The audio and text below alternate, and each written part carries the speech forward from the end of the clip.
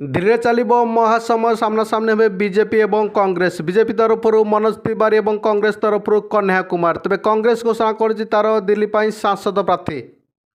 India metro हिसाब से दिल्ली में टोटाली 7टी आसन 4टी आम आदमी पार्टी पाई बेले 3टी कांग्रेस हाथ में जाए। तेज सबुठ रोचक तथ्य है उत्तर पूर्व दिल्ली मनोज तिवारी सहित कन्हैया कुमार सामना हो कारण कन्हैया कुमार होती जेएनयू पूर्वतन छात्र संघर अध्यक्ष एवं तांको नारे देश विरोधी नारा देइथिबार अभियोग होइथिला एवं सेबेठारु कन्हैया कुमार बीजेपी विरोधी बोली चर्चा हो। 2019 रे कन्हैया कुमार बेगूसराय निर्वाचन क्षेत्र गिरिराज सिंह विपक्ष में ठिया होते और परास्त होते।